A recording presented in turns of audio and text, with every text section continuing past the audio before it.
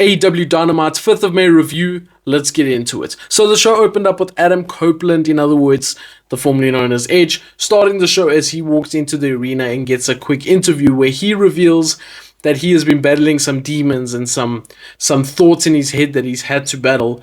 And with that, he asked Tony Khan if he can have a no disqualification match tonight in the main event of Dynamite against Brody King for the TNT Championship. So that's something to look forward to in the show.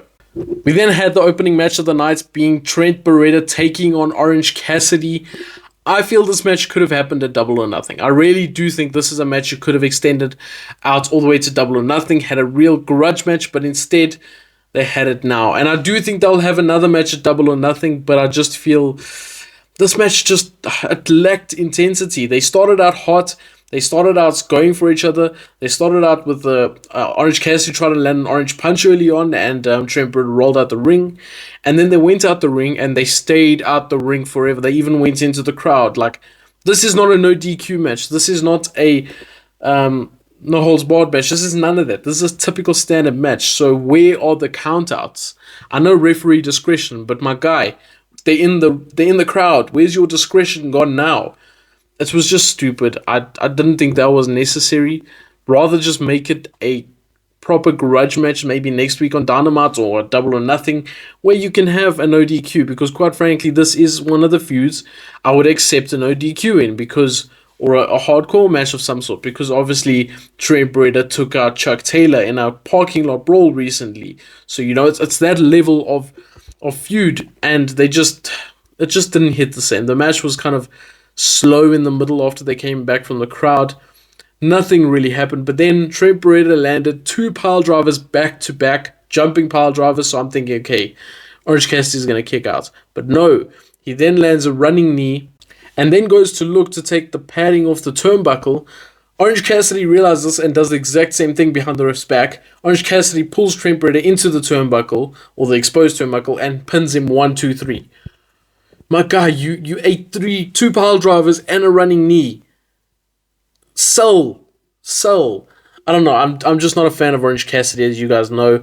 I'm not a fan of the overbooking of Orange Cassidy. I'm not a fan of the Super Cena booking of Orange Cassidy. He is not a John Cena level character. He is not a Bryan Danielson level character. He's Orange Cassidy. He shouldn't have the resiliency level 100 already assigned to him from the get-go. It's just annoying. Anyway, Trent Beretta then lost his mind afterwards, put Orange Cassidy, or he pile-drived him through the steps, the steel steps. I'm thinking, okay, not through, but on top. I'm thinking, okay, that's it, done. Nope, he's continuing. He then does like a slingshot into the steel framing around the ring. He then grabs a toolbar, and then Don Callis, who came to ringside during the match, because obviously this is a progression from last week when he came to the aid of Orange Cassidy. He then stops Trent Beretta from actually doing anything. He covers up for Orange Cassidy, you know, and then Chris Statlander comes out at the same time and stops Trent Beretta, and they go their own separate ways. Interesting to see Don Callis and Orange Cassidy continuing this. I don't get why Orange Cassidy wouldn't just punch Don Callis in the face. Don Callis is a known bad guy. Orange Cassidy's a known good guy.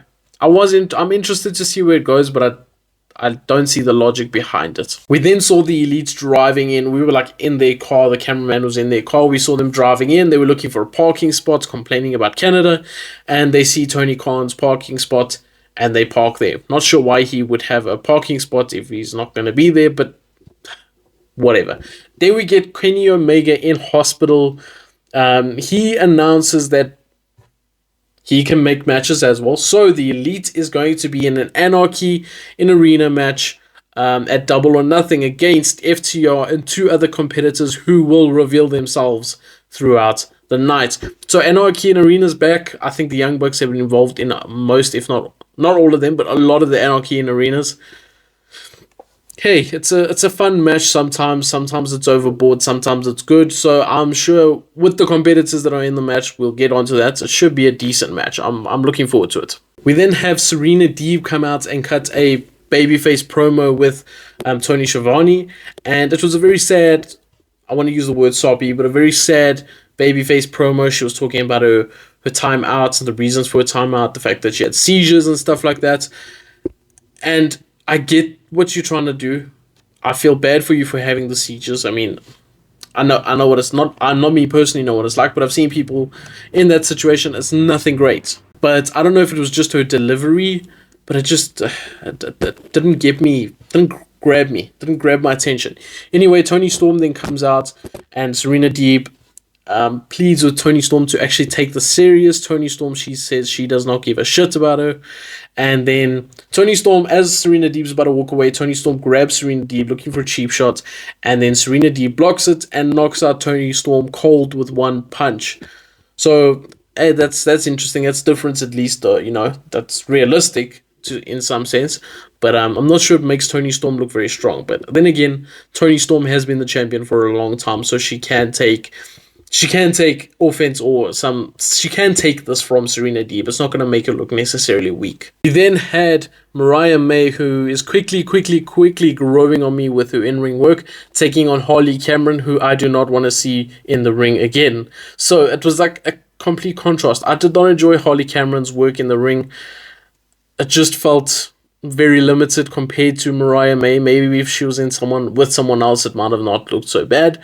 But Mariah May is a very, very good worker. Harley Cameron, not so much. The match was kind of boring. The match was kind of long, way too long for what it should have been. But Mariah May ended up getting the win eventually. And then, of course, the outcasts of Harley Cameron and Saraya come in and attack Mariah May after the match. And then out comes Mira Shirakawa once again. Looks like she's going to kiss Mariah May again for some reason. I don't understand that, but then stops, grabs random glasses of champagne that were already poured for them on the side. Don't know why there would be champagne poured on the side. But she takes it, they have their champagne, they dance in the ring, they leave. We then see Pac at the back with an interview. He was about to say that he does not really care for Death Triangle, and then in comes Jay White and his crew, and they basically cut Pac off, and Jay White goes on a rant about how he's going to beat Rocky Romero and how they hold all the gold. Typical stuff, and yeah, that's pretty much it. I suppose that's building on to something later in the night. We then see the AEW World Champion come out and cut a promo in the middle of the ring where he calls out Christian Cage for his actions last week and says he's not gonna make the same mistake. He's not gonna come out alone this time. So Christian Cage then comes out after Swerve cuts his promo. Christian cuts a promo of his own, the typical Christian stuff, and then they said, Christian mentioned something about the gold teeth in Swerve's mouth, and he says he'll take that as well, along with his title. So he says, let's get him, boys. So they go, and then out from under the ring pops up the Mogul Embassy. I forgot Swerve was even in a faction. I thought that was long gone. Nothing to be brought up again. Let's move on. Anyway, they stood side by side and in front of Christian Cage and his crew, and there was a bit of a stare down. Christian Cage and they stood back. But then the Mogul Embassy attacked Swerve Strickland. They turned on Swerve Strickland. And they took him completely out. Absolutely demolished him. Put him through the announce table even. Destroyed Swerve. Left him laying. And then when we go to the back, we see Christian talking to the Young Bucks. And they say that was a really good idea. We look forward to this working relationship between us. So clearly, the Young Bucks, the Elite, have a vendetta against Swerve because of last week, and they are working with Christian Cage now. Then get a really quick Willow Nightingale promo where she discusses her match with Mercedes Moné and questions whether Mercedes Moné is ready for the match at Double or Nothing. We move on to Rocky Romero taking on Jay White, whereas if Rocky Romero wins, he would get a shot at Bullet Club Gold's three-way tag team, six-man titles, whatever you call them. I don't know which one, maybe all of them, but he would get a shot at that, and he had already spoken to Orange Cassidy earlier in the night. Anyway, decent match. Rocky Romero did well in this match. He can work with any style. We know this. Even on commentary, they mentioned that. Jay White is criminally underrated in AEW, and he's doing stuff way beneath him. But decent match, average match. Jay White ends up getting the win, and simple as that, we move on to the next match, which is Chris Jericho and Big Bill taking on two absolute nobodies, and it's a squash match. It's a squash match, basically, and after the match, Chris Jericho finds out that Hook is going to make his return next week. Yeah, I just flew through that stuff because it was just fodder. It was just filler stuff for this episode, in my opinion. None of it was necessary. None of it was needed. Yeah, a lot of this episode was fodder. A lot of it. And then finally we get to the main event, which, boy, did this match go on long, but it was decent nonetheless. Brody King got some serious bleeding. Every time Brody King bleeds, that boy bleeds. Decent match, good stuff, good work. No DQ match, as we mentioned early on in the match. Adam Copeland spearing Brody King through a table on the outside. Nice moment there. He then speared him on the inside, and he got the win over Brody King. Now, I'm not sure I agree with this whole Adam Copeland beating Buddy Matthews, then beating Adam Copeland, or then beating Brody King, and now he's going to face Malachi Black at Double or Nothing. I'm not sure I agree with that storyline because, yeah, I just don't know if I like it. So I don't know if I like the fact that he's going to beat everybody before he faces the big guy, and they all get a title shot. Like, why would the big guy give Buddy Matthews a title shot? You know what I'm saying? Why would... I don't see why any of that would happen. What's Malachi Black going to do when Buddy Matthews holds a title? Challenge him. So I kind of find that a little bit weird. But anyway, really good match. I enjoyed the match. Probably the one match on the show I really enjoyed. And then after this match, we had Brody King attacking Edge. But out comes Kyle O'Reilly, who last week said he would protect Edge. And he makes the save. And then after this, we find out that Kyle O'Reilly basically made the save so that he could challenge Edge for a chance at his title. So next week, we're getting Adam Copeland versus Kyle O'Reilly in Kyle O'Reilly's hometown for the TNT Championship. We then had an interview with Mercedes Moné where she spoke a whole bunch of nothing. Once again, Mercedes Moné on the mic is the most boring thing of this episode. She's standing there dancing while talking, moving around while talking, all awkwardly. She's saying phrases that don't make sense. And I know I'm not the only person that says this stuff, and I'm not the only person that doesn't like her promo work recently. I think it's not working. She needs to show some action. I think maybe that's the problem. Maybe we see too much promo, too much talk, no action. And that is kind of frustrating us, and the talk is not fantastic that we want to hear it over and over. It's not like Punk talking on Raw, where we could listen to Punk talk each week. It's perfectly fine. I'm not comparing WWE and AEW there before anybody comes at me. I'm comparing to wrestlers who are currently injured but still on TV a lot. So with that being said, we then moved on to the Elites coming out to the ring to basically explain themselves from last week and talk about the Anarchy and Arena match. And they did that, and then they wanted to find out who the challengers are. So out comes FTR, and standing on the ramp, they say, we found guys who actually have the balls to take you guys on, to take on the Elite, take on the EVPs. So who did they bring out?